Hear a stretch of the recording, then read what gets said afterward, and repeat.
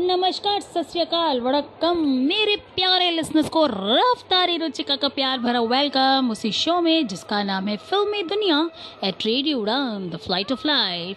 आज बुधवार शाम को 7 बजे मैं फिर से लेकर आई हूँ आप लोगों के समक्ष एक बहुत ही टची और बहुत ही ड्रामेटिक फिल्म कह सकते हैं इसको, बहुत ही सेंटिमेंट से भरी हुई फिल्म।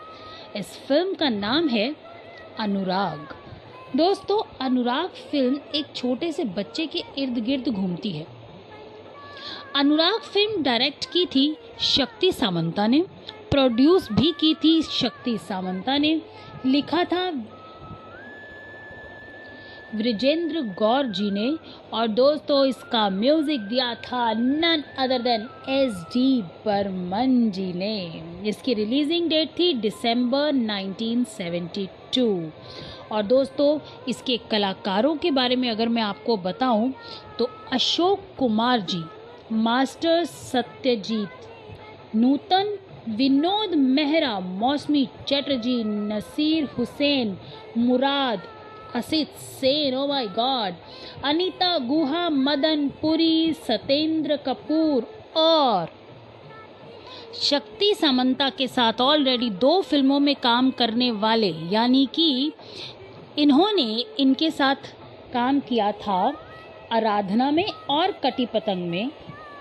उन्होंने शक्ति सामंता के साथ इस फिल्म में एक स्पेशल अपीयरेंस का रोल किया है और वो है none other than Rajesh Khanna. तो शुरुआत करते हैं फिल्म अनुराग की।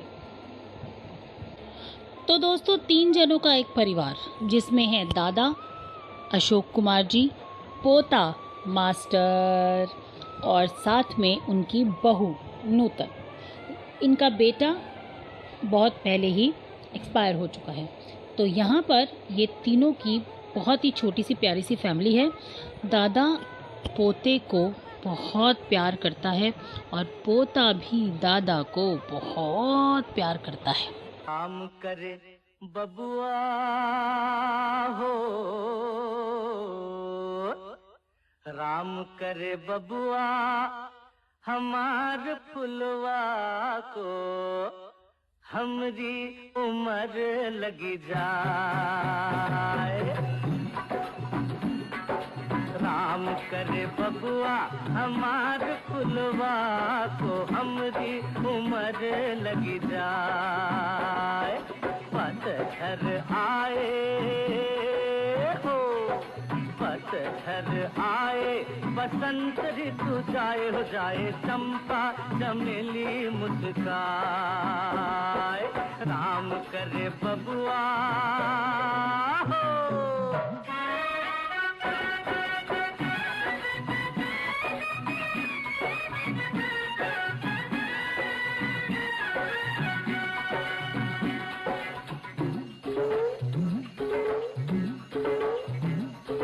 प्यारे मुन्ने तू भी एक दिल खुश गुलाब है, ए गुल्लू गुल्लू, तोहरी खुशबू का कहीं कोई जवाब है।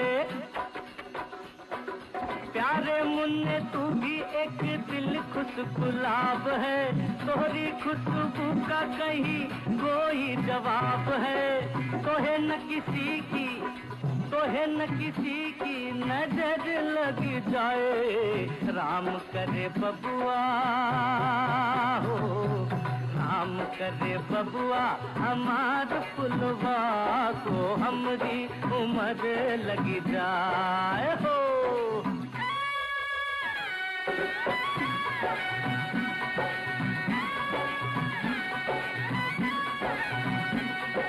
बोल सियावर रामचंद्र की जय, पवन पुत हनुमान की जय। राम जी ने दुनिया में दुख सुख बांटे, बलिहारी है। फुलवा के अंग संग बगिया में कांटे। राम जी ने दुनिया में दुख सुख बांटे, फुलवा के अंग संग बगिया में कांटे, तोरे पग में ना कोई, तोरे पग में ना कोई कांटा लग जाए। राम करे बबुआ, राम करे बबुआ हमार फुलवा को हमरी उम्र लग जाए हो।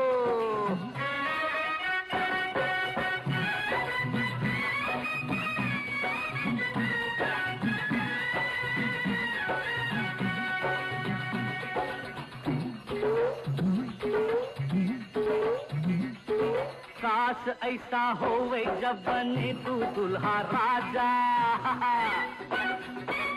गलियों में बाजे जब शादी का बाजा।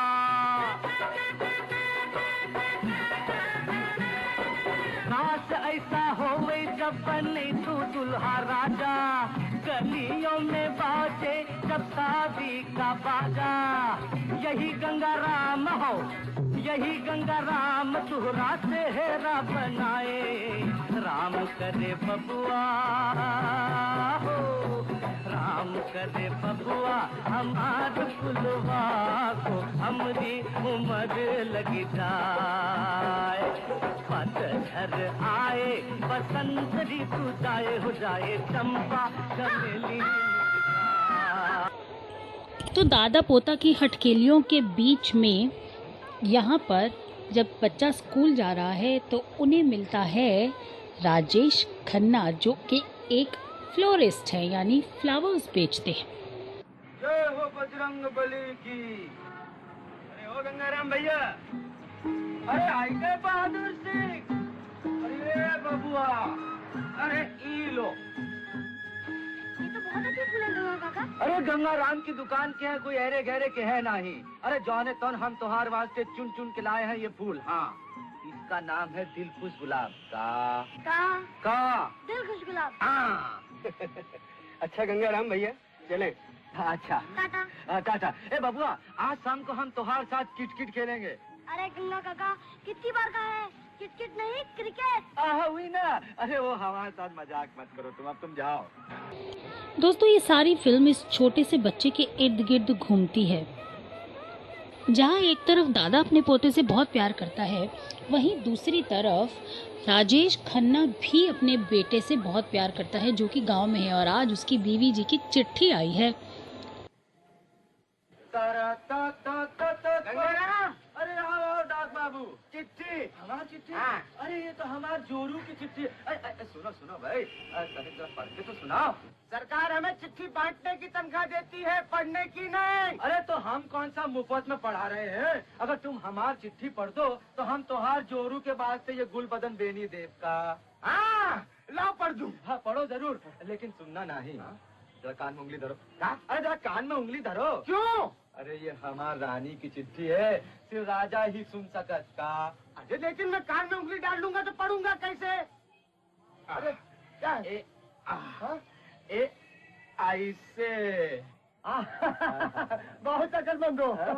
सुनो जल्दी। हाँ, श्रीमान जी, मुन्ना के बापू को मुन्ने की माँ का चरण छूना पहुँचे। हाँ पहुँचा। यहाँ भगवान की दया से सब राजी खुशी है। तुम कब आओगे? हमारा तन तो यहाँ है पर मन तुम्हारे पास है।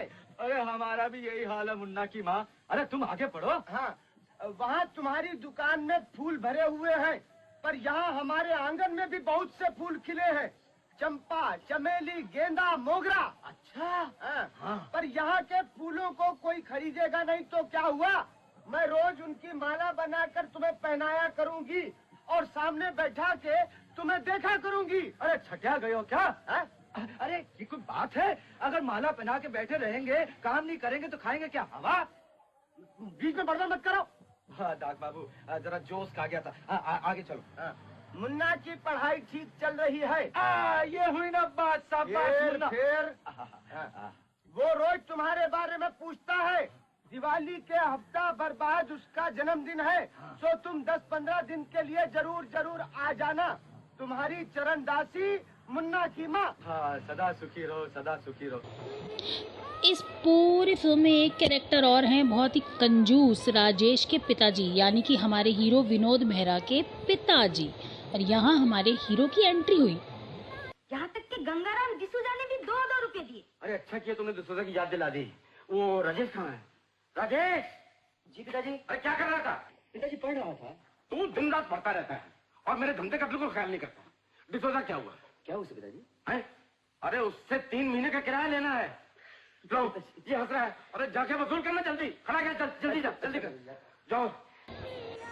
अब पिताजी के कहने पर चले तो जाते हैं वसूली करने, लेकिन पैसे तो डिसूजा के पास है नहीं, तो वहाँ मिल जाते हैं राय साहब, यानी कि हमारे दादा मुनि। और यहाँ वो राजेश को अपनी जेब से पैसे देते हैं कि ये किराए के पैसे ले जाओ, वरना तुम्हारे बाप को नींद नहीं आएगी। अरे भाई आमिर चांद। अरे राजेश ले आए।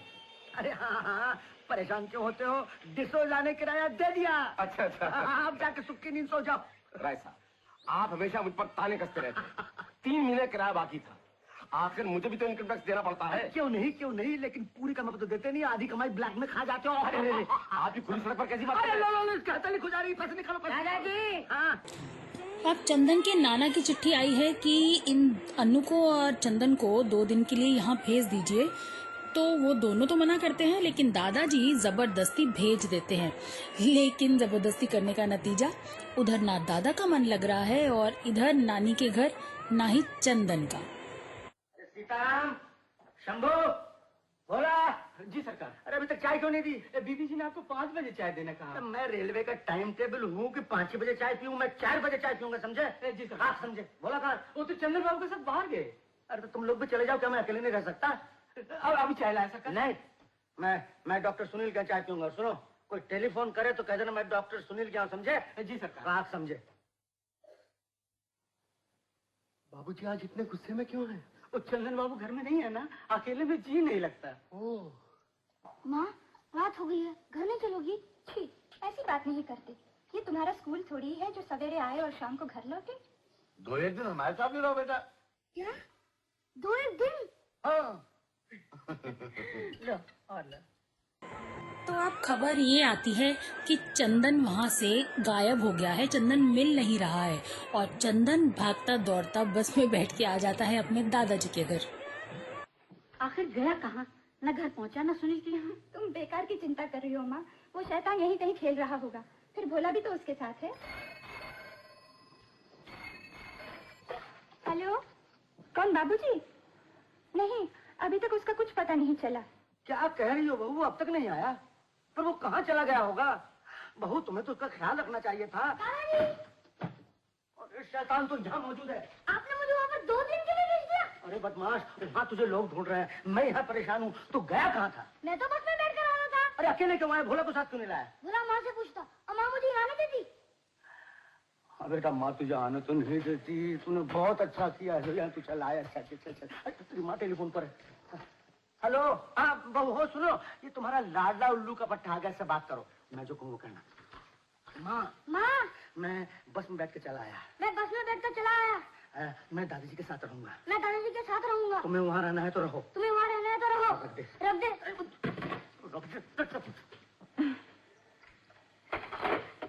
देखा माँ, वो शैतान बाबूजी के पास पहुँच गया। मुझे कहता है तुम्हें वहाँ रहना तो रहो, मैं तो यहीं रहूंगा। अब तो तुम भी उसके बिना यहाँ नहीं रहोगी। ठीक है, मैं ड्राइवर को कहती हूँ गाड़ी निकाल दे। अब अगले दिन सुबह चंदन यहाँ बीच पर जाता है अपने नौकर ड्राइवर के साथ खेलने के लिए, और यहाँ एक आश्रम की लड़कियाँ खेलने आई हुई होती हैं, जिनमें मौसमी चटर्जी भी होती है, जो एक अंधी लड़की बनी हुई है, और वो बहुत सुंदर गीत गाती हुई वहाँ पर एक रेत का महल बनाती है और चंदन उसे देखता है। ये देखिए। क्या? देखिए ना, मैंने कितना अच्छा घर बनाया। कहाँ है घर? यही तो है। अरे ये क्या हुआ? ये टूटा कैसे? ये क्या, तुम देख नहीं सकती? कौन है मित्रन जी? मैं हूँ, चंदन। चंदन? अरे तुम तो बहुत छोटे हो, मेरे छोटे भाई की तरह। लेकिन तुमने बिना देखे कैसे बना दिया? मैं हाथों से छूकर सब समझ लेती हूँ। अरे वाह, तब तो तुम मेरे कुत्ते की भी मूर्ति बना सकती हो ना? हाँ हाँ, कहाँ है तुम्हारा कुत्ता? मैं अभी उसे लाता हूँ।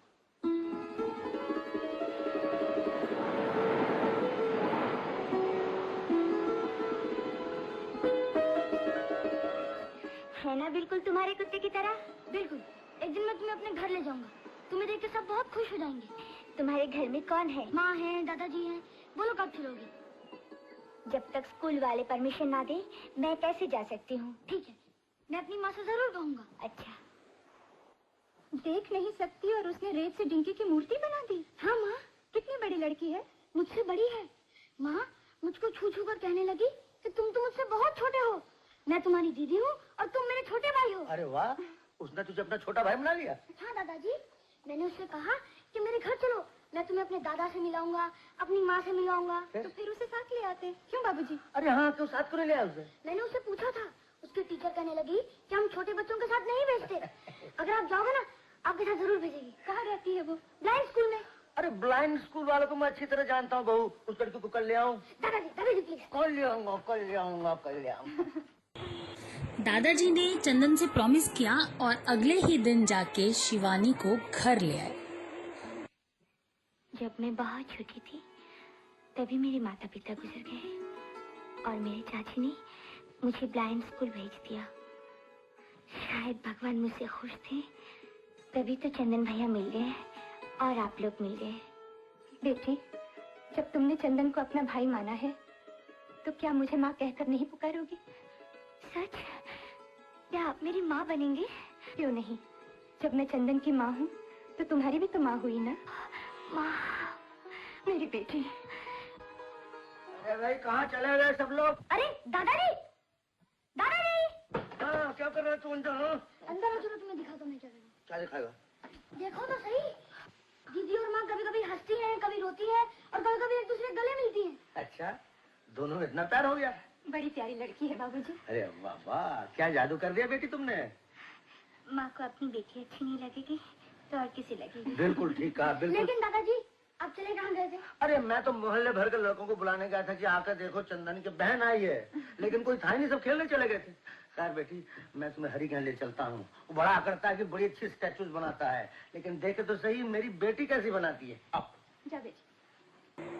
हरी दादाजी का एक दोस्त है जो स्टैचूज बनाता है और यहाँ उसकी मुलाकात होती है हमारे हीरो से, यानी शिवानी और राजेश दोनों यहाँ पे मिलते हैं। हालांकि शिवानी राजेश को देख नहीं पाती, लेकिन राजेश शिवानी को देखते ही मंत्रमुग्ध हो जाता है। अब शिवानी को एक घर मिल गया जहाँ पर वो रोज आया जाया करती और यहाँ उसे अक्सर राजेश मिल जाते थे। शिवानी, आप? तुमने मुझे पहचान लिया? क्यों नहीं, हम लोग तो खुशबू और आवाज से सब कुछ पहचान लेते हैं। तुम यहाँ अकेली क्यों बैठी हो? ये जगह मुझे बहुत अच्छी लगती है। मित्रन जी रोज शाम को मुझे यहाँ छोड़ जाते हैं और मैं यहाँ बैठी बैठी लहरों की आवाज सुनती हूँ। आप भी रोज यहाँ आते हैं? हाँ हाँ, अक्सर आता हूँ। मुझे भी ये समुद्र तुम्हारी तरह बहुत पसंद है, खास तौर पे ये लहरें जो किनारे से टकराकर मोतियों की तरह बिखर जाती हैं। बहुत अच्छा लगता होगा, है ना? हाँ, बहुत अच्छा लगता है। तुमने छुआ है इन्हें? नहीं, जी तो बहुत करता है, लेकिन हम लोगों का वहाँ जाना मना है। मेरे साथ चलोगी? नहीं नहीं, आप भी वहाँ मत जाइए, वहाँ डूबने का डर है। जहाँ डूबने का डर होगा वहाँ तुम्हें नहीं ले जाऊंगा, चलो मेरे साथ। लहरों को छूते छूते वो दोनों एक दूसरे के दिल को छू जाते हैं। दूसरी तरफ अब अगले दिन दिवाली है और यहाँ पर राजेश खन्ना आता है अपने बबुआ चंदन से मिलने, यानी कि सबकी जिंदगी जो है वो चंदन के ही इर्द गिर्द घूमती है। अरे आओ आओ गंगाराम, समूच में जौने तो क्या बांध कर रहे? बतावत है भाई, बतावत है। कैसे हो चंदन बबुआ? अच्छा जयराम जी की बहन। हाँ, चाय बाय बैठो यहाँ। नहीं नहीं बाबूजी, हमार वास्ते ई जगह भली, आप बैठिए। चंदन बबुआ, तुम हमारे पास बैठो। मैं अभी चाय भेज देती हूँ। हाँ हाँ बैठो बहना। बाबूजी, यहाँ बम्बई में तो बस चाय ही चाय है, हम तो चाय पी पी के बिल्कुल दुबलाए गए। अरे इसीलिए तो कहता हूँ गंगाराम, हीरो जैसा चेहरा है, फिल्म कंपनी में काम करो तो मलाई वाला दूध, अंगूर का शरबत। काय को मजाक उड़ावत हो साहिब। अरे जाने तो हम ऐसे ही ठीक है। ए चंदन बबुआ, ये बता हमार गमछा में का है? क्या है? का है? क्या है? अरे ये देखो, अरे फटाकरा है, अनार है, फुलझड़ी है, आतिशबाजी है, ये सब कुछ हम तुम्हारे वास्ते लाए हैं। अरे गंगाराम, अब तो तुम मजाक उड़ावत हो। काय बाबूजी? अरे ये सब चीजें तो तुम्हारे मुन्ने के लिए हमें तुमको देना चाहिए। ये भी तो हमार मुन्ना है बाबूजी। अब की बार हम दिवाली मनाए का देश नहीं जा, अगली बार जाब तुम्हार ई पटाखा हमारे उस मुन्ना के वास्ते ले जाब। अरे आओ आओ सीताराम भैया, लाओ लाओ, दे दो हमको। वाह वाह, अरे बड़े दिलदार हो तुम, जहाँ जाते हो रौनक बरसा देते हो। अरे बाबूजी, और है ही का जिंदगानी माँ, जहाँ चंदन बबुआ हो, आप हो, वहाँ रौनक भला काय ना हो। और जाने तन ई तो फूल का सामान है, खिलत है, मुस्कात है, ई देख देख कर हम बहुत खुश होते हैं। अच्छा बाबूजी, हम चलत हैं। अच्छा, जयराम जी की चंदन बबुआ। जयराम जी की कल जरूर आऊंगा। हाँ, सुनो गंगाराम, कल खाना भी हमारे साथ खाना। हाँ, बेशक, पाए लागी बाबूजी। जयराम जी की। दादाजी कल दीदी को जरूर बुलाएंगे ना? अच्छी बात है। नहीं बेटा, दिवाली करो उसे मत बुलाना। क्यों दादाजी? उसे दिखाई तो देता नहीं, बेचारी आतिशबाजी क्या देखेगी, मनी मन दुखी होगी। दादाजी मैं उसे सब कुछ समझा दूंगा, वो मुझे खुश हो जाएगी। जैसे तेरी मर्जी, बुला ले। तो यहाँ दिवाली पे शिवानी को घर भी बुलाने की बात हो गई और राजेश ने उसके लिए एक साड़ी भी उसको गिफ्ट कर दी। दिवाली हो गई। दूसरी तरफ चंदन इतने अच्छे संस्कारों का लड़का है कि उसका एक दोस्त बहुत गरीब है, जो कि इस बार अगर वो फर्स्ट नहीं आया तो उसे स्कॉलरशिप नहीं मिलेगी। उसको फर्स्ट लाने के लिए चंदन अपने जानबूझकर पेपर गलत करता है ताकि वो अब इस बार फर्स्ट ना आए। चंदू, तुम मुझसे बिना मिले चले जा रहे हो, आज तुम्हारा रिजल्ट निकला है ना? बहू चंदू आ गया। दादाजी माँ को मत कहिएगा, इस बार मैं फर्स्ट नहीं आया। पर सेकंड तो आए हो ना? दादाजी आपको कैसे पता? मैं जानता हूँ तुम जानबूझ के फर्स्ट नहीं आए। वहाँ एक लड़का है रमेश। हाँ हाँ, प्रिंसिपल ने सब कुछ बता दिया, सब कुछ बता दिया, और मैं बहुत खुश हूँ बेटा। सच दादाजी? हाँ, देखो तुम्हारी माँ तुम्हारे लिए क्या लाई है।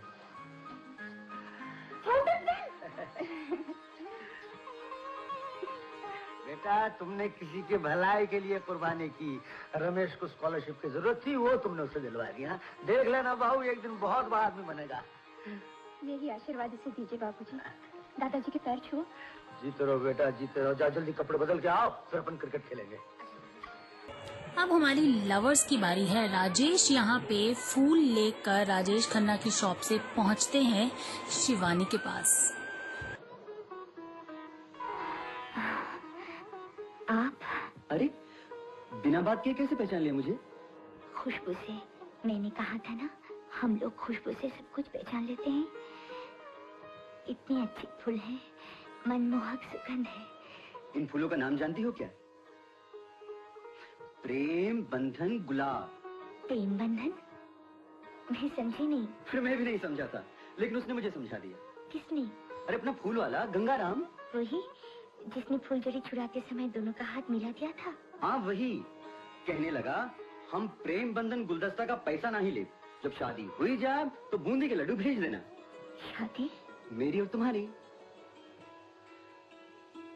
हाँ शिवानी, जब पहली बार मैंने तुम्हें देखा था, मैंने उसी दिन सोच लिया था कि मेरी जीवन संगनी तुम ही बन सकती हो। लेकिन तब आप ये नहीं जानते थे कि मैं अंधी हूँ। मैं जान गया था, और अगर मैं ना भी जानूं तो क्या। मैं पूछता हूँ, एक लड़के और लड़की की शादी होने के बाद अगर दोनों में से एक की आंखों की ज्योति चली जाए तो क्या दूसरा उसे छोड़ दे, उसे त्याग दे? नहीं, हरगिज नहीं। राजेश।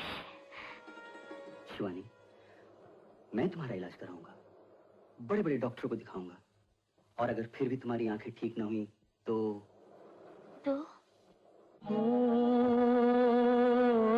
तेरे नैनों के मैं दीप जलाऊंगा, तेरे नैनों के मैं दीप जलाऊंगा, अपनी आंखों से दुनिया दिखलाऊंगा। अच्छा, वो क्या है? एक मंदिर है, उस मंदिर में एक मूरत है, ये मूरत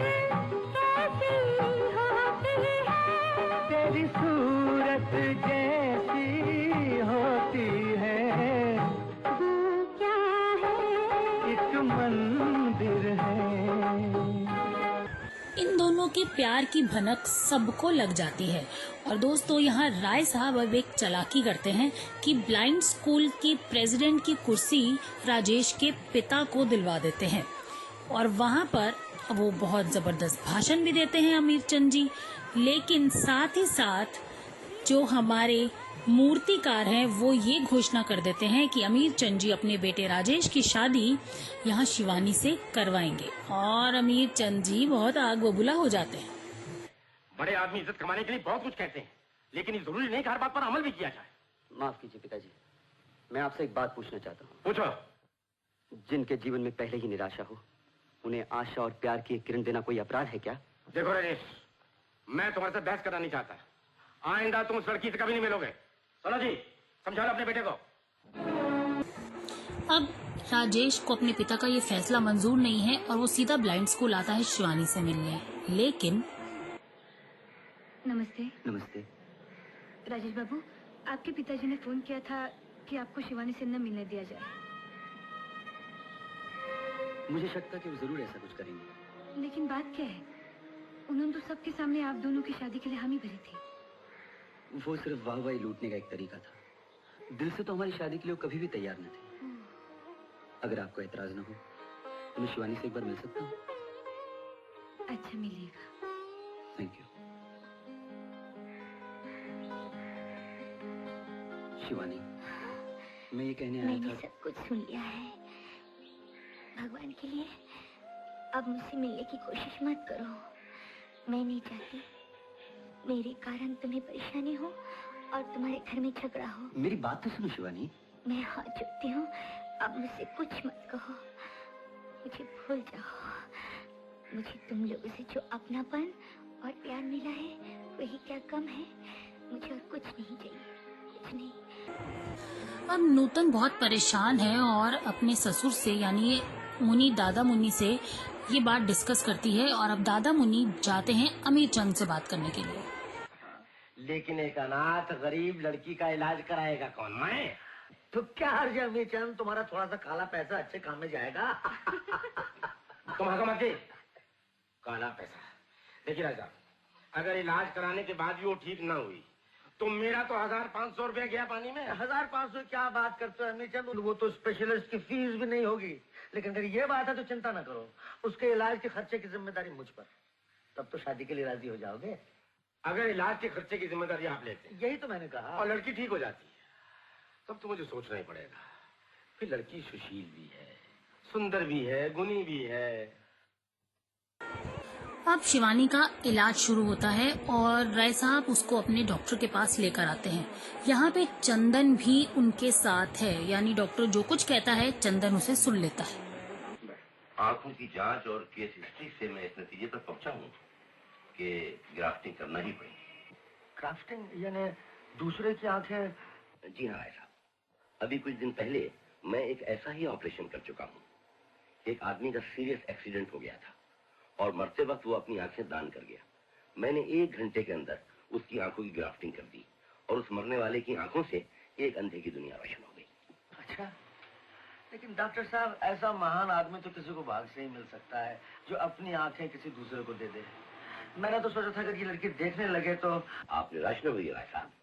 डॉक्टर सुनील जी, आप आई बैंक के टच में रहिए, जरूर कोई ना कोई मौका मिल जाएगा। जी बाबा। अजीब अजीब बातें हो जाती हैं इस मेडिकल साइंस में। अभी उस दिन मैं एक मेडिकल जर्नल पढ़ रहा था, एक दोस्त ने अपने अंधे दोस्त को अपनी एक आंख दे दी, ग्राफ्टिंग की गई, कामयाब हुई और अब दोनों देख रहे हैं। अरे वाह, ये तो बहुत अच्छी बात है। दादाजी, जब एक आंख से सब कुछ दिखाई देता है तो दोनों आंखों की क्या जरूरत? डॉक्टर साहब, आप मेरी एक आंख दीदी को दे दीजिए ना। नहीं नहीं चंदन, ऐसे नहीं कहते दादाजी। मुझे आंखों की क्या जरूरत है? आप लोगों के सहारे मैं तो सब कुछ देख लेती हूँ। आप लोग बेकार परेशान होते हैं। मेरे लिए तो आंखों से ज्यादा कीमती है आपका प्यार, माँ की ममता और चंदन का अनुराग, और मुझे कुछ नहीं चाहिए। डॉक्टर की बात सुनकर शिवानी बहुत ज्यादा परेशान भी होती है, लेकिन चंदन की बात सुनकर बहुत ज्यादा सेंटी हो जाती है। अब वो अपने वहीं सागर के किनारे अकेली बैठी है और यहाँ चंदन और राजेश आते हैं। अरे चंदन भैया, राजेश भैया तुमसे मिलने आए हैं। नहीं भैया, उन्हें यहाँ मत बुलाओ। क्यों शिवानी, क्या मैं तुमसे मिल भी नहीं सकता? नहीं नहीं, ये बात नहीं। आपने शायद डॉक्टर की बात नहीं सुनी। सुनी है। उन्होंने जो कहा है उससे तो तुम्हें और भी खुश होना चाहिए। मुझे यकीन है शिवानी, जिस तरह रात के बाद दिन आता है, सूरज चमकता है, वैसे ही एक न एक दिन तुम्हारा जीवन भी चमक उठेगा और खुशी की शहनाइयां बज उठेंगी। दीदी, जब तुम्हारी शादी राजेश भैया के साथ हो जाएगी, तब मैं इन्हें जीजा जी के घर बुलाऊंगा। नहीं भैया, वो दिन कभी नहीं आएगा। क्यों नहीं शिवानी? अब दुनिया की कोई भी ताकत मुझे तुमसे अलग नहीं कर सकती। नहीं राजेश, मैं एक अंधी हूँ, तुम्हारे जीवन में बोझ बनना नहीं चाहती। दीदी, मैंने एक तरकीब सोची। अगर डॉक्टर लोग कुछ ना कर पाए तो एक दिन मैं और तुम चुपके से चलेंगे और मैं अपनी एक आंख तुम्हारी आंख में लगा दूंगा। चंदन, फिर वही जो मैं तुमसे नहीं बोलूंगी। नहीं बोलोगे तो क्या हुआ, लेकिन तुम मुझे देख तो सकोगी। क्यों राजेश भैया? चल शैतान, ऐसा नहीं कहते। अब अगले दिन चंदन का जन्मदिन है और चंदन गंगाराम के पास आता है, यानी कि राजेश खन्ना के पास, कि मेरे बर्थडे की फूलों की सारी प्रिपरेशन तुम्हें करनी है। लेकिन गंगाराम यहाँ कहता है कि मैं तो गांव जा रहा हूँ। गंगाराम भैया, अरे आओ बहादुर सिंह, 1 मिनट बाबुआ, ये लो। गंगा काका, हाँ, कल तुम्हें बहुत सारे फूल लाने पड़ेंगे। कल मेरा जन्मदिन है, तुम जरूर आना। और डिशो अंकल, आपको भी आंटी के साथ आना पड़ेगा। ये हम आएगा, श्योरली आएगा बाबा। God bless you. पर हमार तो बड़ी मुश्किल हो गई बबुआ। क्या हुआ? अरे हम तो मुन्ना के पास देश जाते, जाने तन हम तो टिकट भी कटाई लिए। टिकट वापस कर दो। हाँ? अगर कल तुम नहीं आओगे तो मैं तुमसे कभी फूल नहीं लूंगा। मुन्ना तो तुम्हारा बेटा है, तुम उससे कभी भी मिल सकते हो। अच्छा बबुआ, तुम गुस्सा नहीं करो, हम टिकट वापस कर दे। टिकट वापस कर दोगे? अब टिकट कैंसिल हो गई और आज चंदन का जन्मदिन है और यहाँ दादाजी कुछ खुशखबरी सुनाने वाले हैं। अरे बेटा, दादाजी नहीं आए अभी तक? नहीं माँ, सब लोग यही पूछ रहे हैं कि कहाँ गए हैं, कब आएंगे। अरे बिगड़ता चौहान, मैं आ गया हूँ। आइए राय साहब, बढ़िया कभी आप। अरे समझी जी, इसके लिए प्रेजेंट लाने गया तो इसलिए देर हो गई। अरे मेरे छोटे भाई, तुझे हट जाओ, तेरे लिए प्रेजेंट लाया हूँ। बोल क्या लाया? क्या? क्या क्या? क्या? अरे तू हार गया, तेरे लिए दीदी लाई ले। दीदी प्रेजेंट? अरे इससे बड़ा प्रेजेंट तेरे लिए मैं क्या ला सकता हूँ बेटे। और इस खुशी के दिन मैं तुम लोगों की खुशखबरी सुनाता हूँ। मैंने एप्लीकेशन दे दी ब्लाइंड स्कूल में कि मैं शिवानी को गोद ले रहा हूँ। सच बाबूजी? हाँ, एप्लीकेशन मंजूर होते ही शिवानी हमारे साथ रहेगी। ये आपने बहुत अच्छा किया। राज साहब, आपने कमाल कर दिया, एक लड़के की जिंदगी सुधार दी। अब यहाँ नाच गाने का प्रोग्राम शुरू और नाचते गाते चंदन एकदम से चीख के जमीन पे गिर जाता है।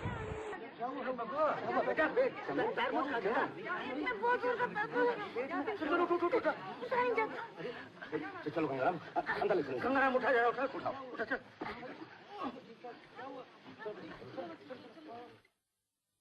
चंदन, क्या हुआ चंदन को? कोई बोलता क्यों नहीं? चंदन, कहाँ हो तुम? चंदन। शिवानी बिटिया, तुम यहाँ अंधेरे में क्या कर रहे हो? अंधेरा? यहाँ अंधेरा है क्या? रोशनी कहाँ गई? चंदन कहाँ है? और सब लोग कहाँ हैं? आओ मेरे साथ।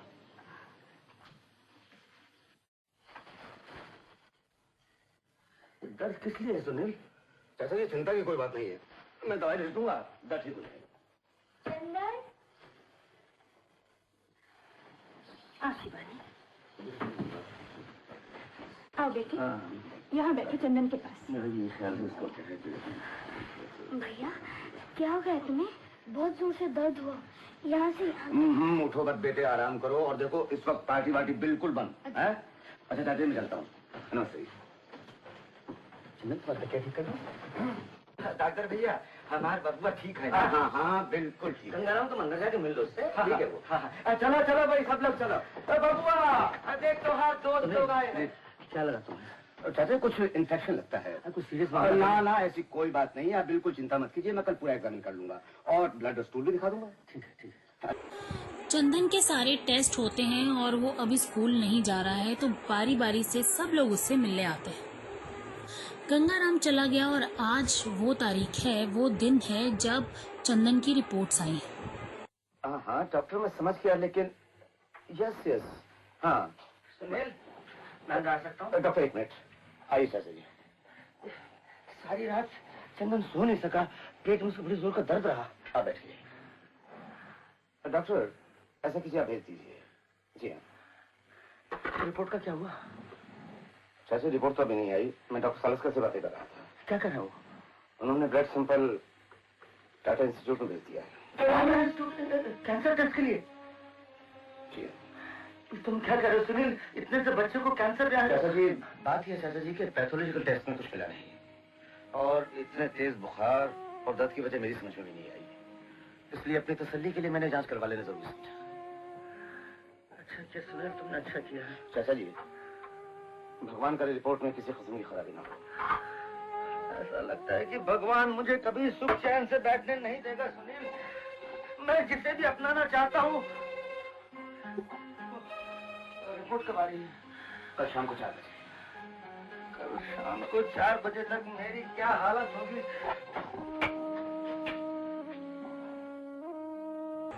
सब उस छोटी सी जान के लिए बहुत परेशान हैं और अब दादाजी और नाना जी दोनों आते हैं रिपोर्ट लेने। चाचा जी आप? हम रिपोर्ट के लिए आए सुनील। सुनील, रिपोर्ट मिली? जी हाँ। तुम इस तरह क्यों बोल रहे हो? कोई खास बात है क्या? चाचा जी, चंदन जो मांगे वो उसे दीजिए। यानी जो वो कहे वो ही आप किया कीजिए। कोई घबराने की बात तो नहीं है। कैसे कहूँ वकील साहब, लेकिन एक डॉक्टर की हैसियत से कहना पड़ता है कि चंदन की जिंदगी के अब ज्यादा दिन बाकी नहीं। नहीं सुनील, ऐसा मत कहो।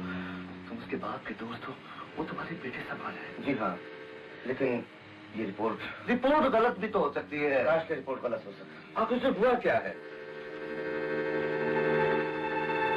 Leukaemia cell positive. जी हाँ, ब्लड कैंसर।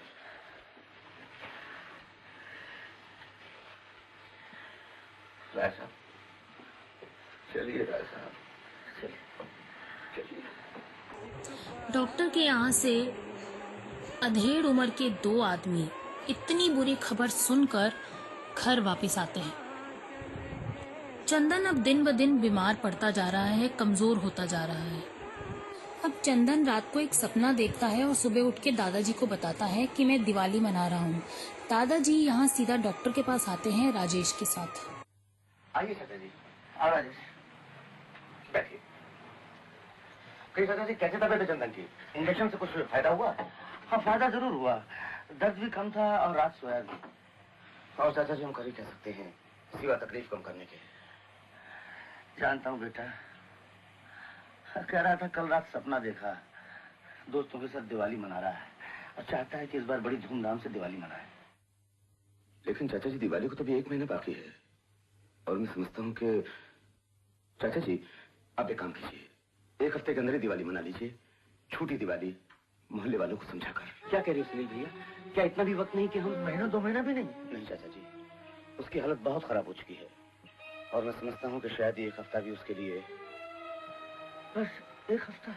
क्या हिंदुस्तान के बाहर जाकर भी इसका कोई इलाज नहीं हो सकता? नहीं राजेश, कोई फायदा नहीं होगा। अब इसके लिए कोई इलाज नहीं, कोई उम्मीद नहीं। चाचा जी हिम्मत से काम लीजिए। अगर भगवान का यही इंसाफ है तो उसे कौन टाल सकता है सुनील? लेकिन वो बड़ी सख्त सजा देता है। जानते हो बेटा, उसकी सजा की कोई अपील नहीं। पिछले जन्मों की पाप की सजा मुझे मिल रही है उसके जरिए, जिसे मैं सबसे ज्यादा प्यार करता हूँ, जिसके मोह माया के बंधन में मैं जकड़ गया हूँ, वही मुझे छोड़ के जा रहा है प्रायश्चित की आग में झुलसने के लिए, ताकि मैं जलता भी रहूं और जिंदा भी रहूं।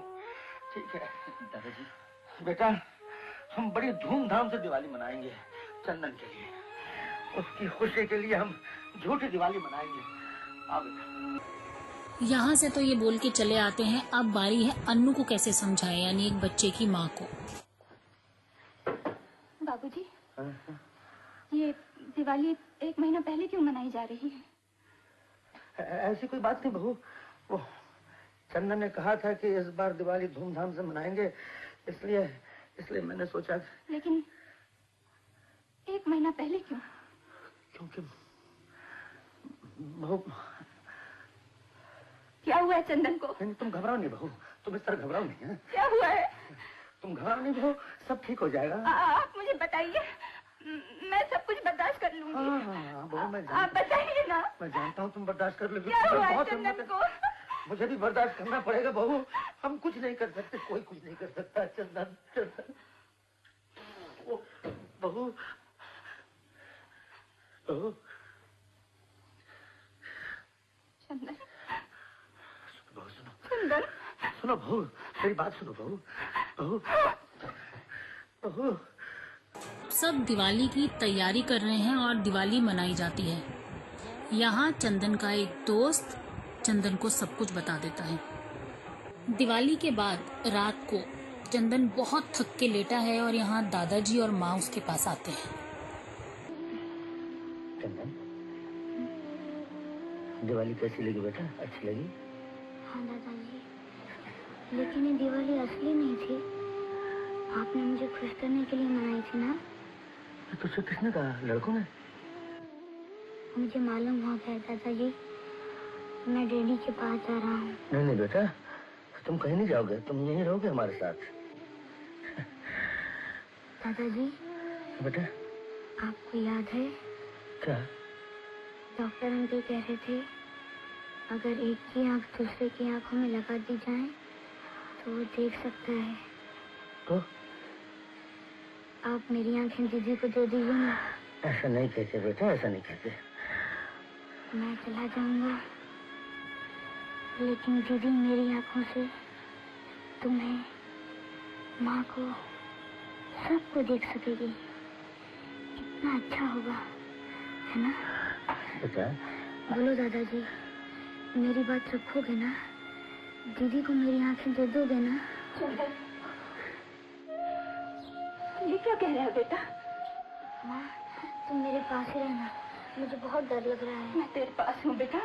दादाजी, दादाजी मेरे चारों तरफ अंधेरा क्यों है? मुझे पकड़ के रखना, छोड़ना मत। माँ बहुत दर्द हो रहा है, मुझे सुला दो ना, वो गाना गाओ ना। बेटा माँ भी गाना गाएगी। गाना गाना मैं भूल गई बेटा। गाओ, इसे सुला दो, इसे सुख की नींद सुला दो बहू, गाओ। मेरा राजा बेटा बूझे एक पहेली, सोए जग जागे सारी रात अकेली। माँ पंछी मुसाफिर नीत विदेशी,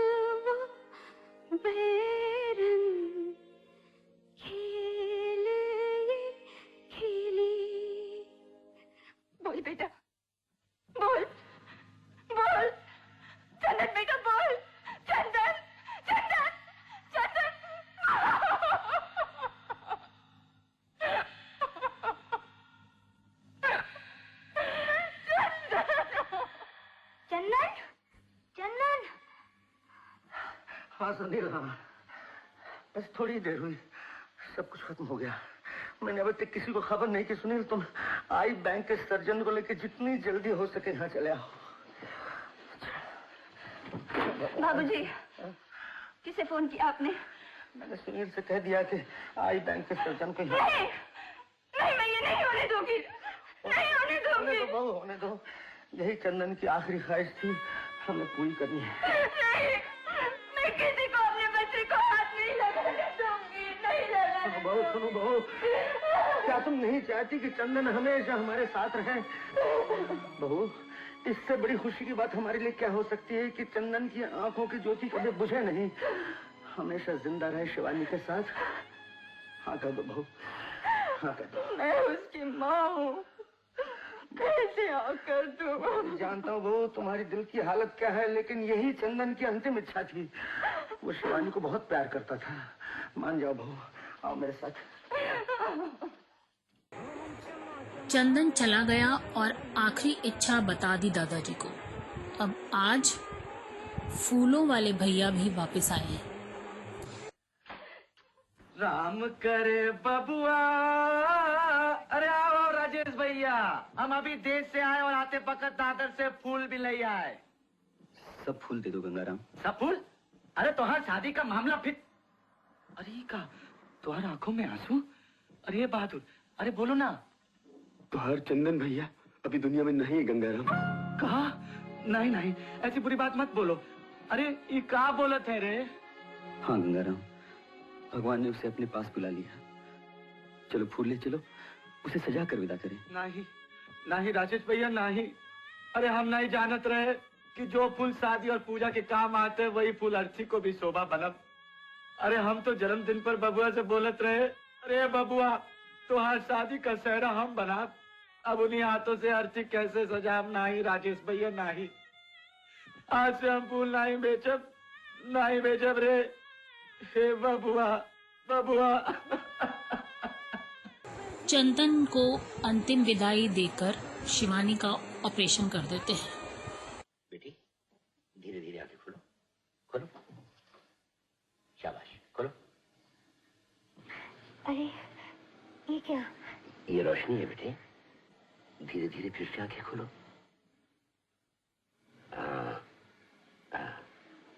आप कुछ देख सकती हो?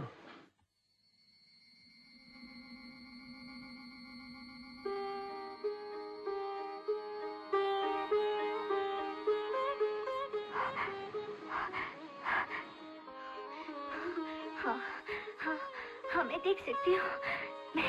मैं देख सकती हूँ। हाँ, हाँ, मैं देख सकती हूँ। मैं देख सकती हूँ। मुबारक हो राय साहब। थैंक यू डॉक्टर, मैं आपको एहसान कब नहीं भूलूंगा। लेकिन सूरज से तो तुम मुझे पहचानोगी नहीं। मैं हूँ दादाजी। हाँ बेटे, और ये लड़का है राजेश।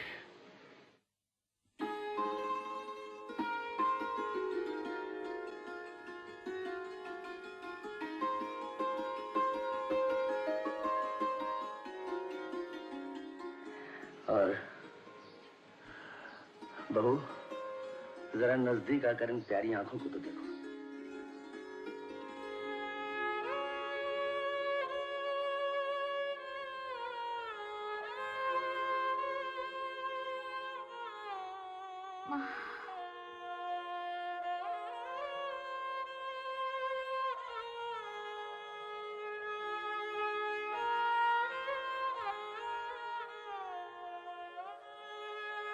माँ,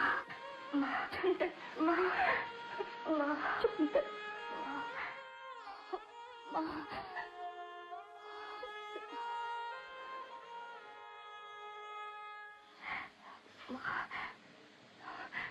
माँ, मैं सबको देख रही हूँ, लेकिन चंदन को नहीं देखा।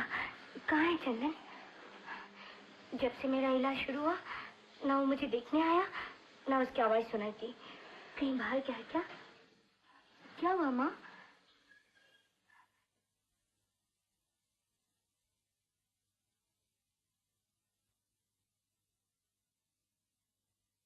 आप लोग बोलते क्यों नहीं? दादाजी, क्या वो अब तक बीमार है? मैं दूर से देखती हूँ। किधर है उसका कमरा? कमरे में बेटा बहू। चंदन, भैया, चंदन, कहाँ हो भाई तुम? चंदन, चंदन, भैया कहाँ हो तुम? चंदन, चंदन।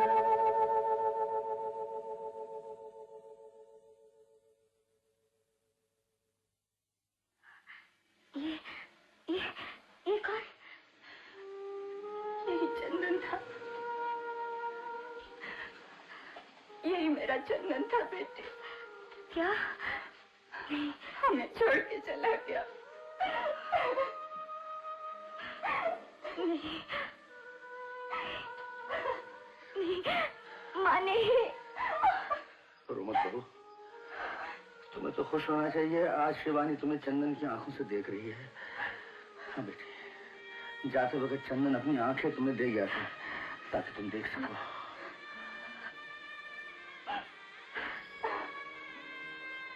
आंखें हैं पर चंदन नहीं। दादाजी के लिए चंदन एक दोस्त, एक बेटा, उनकी जान था। और अब वो उसी सागर के किनारे बैठे हैं जहाँ चंदन उसके साथ खेलता था। लेकिन चंदन यहाँ नहीं है तो मौसमी चटर्जी और राजेश। ये थी कहानी दोस्तों, एक ऐसे अनुराग की, एक ऐसे प्यार की जिसका कोई मुकाबला नहीं। मैं रफ्तारी रुचिका ऐसी ही सेंटी स्टोरीज लेकर हर बुधवार आपके सामने हाजिर होंगी शाम को 7 बजे उसी शो में जिसका नाम है फिल्मी दुनिया एट रेडियो उड़ान द फ्लाइट ऑफ लाइफ। और अगले हफ्ते की कहानी भी बहुत खास है, एक ऐसी लड़की जो बोल नहीं सकती। दोस्तों, मेरा रेडियो चैनल भी आप सब्सक्राइब कर सकते हैं YouTube पे रुचिका सेठ के नाम से, ताकि मेरे शोज को आप कभी भी कहीं भी एंजॉय करें। तो stay tuned and stay healthy. Bye bye.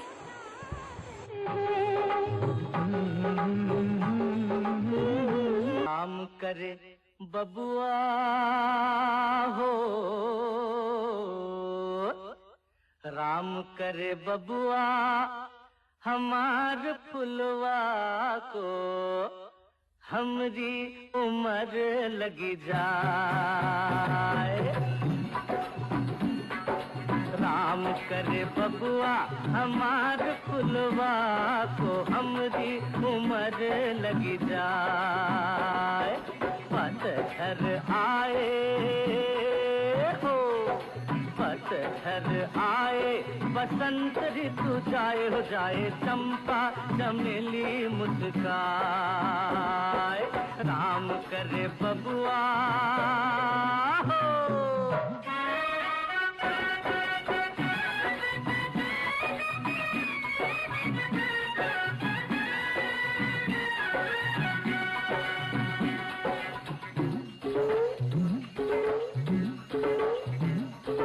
प्यारे मुन्ने तू भी एक दिल खुश गुलाब है। ए गुल्लू गुल्लू, तोहरी खुशबू का कहीं कोई जवाब है। प्यारे मुन्ने तू भी एक दिल खुश गुलाब है, तोहरी खुशबू का कहीं कोई जवाब है। तोहे न किसी की, तोहे न किसी की नजर लग जाए। राम करे बबुआ हो, राम करे बबुआ हमार फुलवा को, हमरी उम्र लग जाए हो।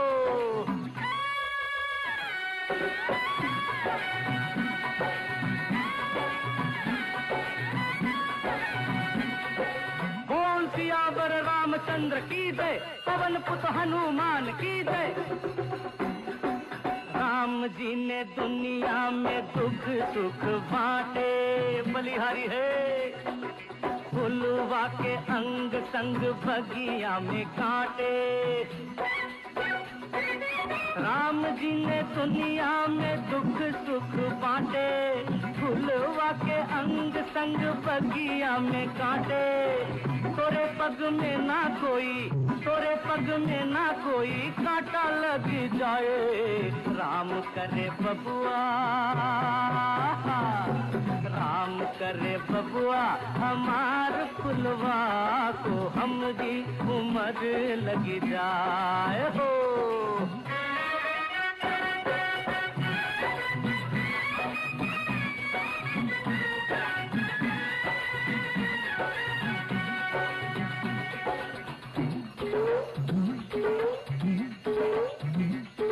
काश ऐसा होवे जब बने तू दुल्हा राजा, गलियों में बाजे जब शादी का बाजा।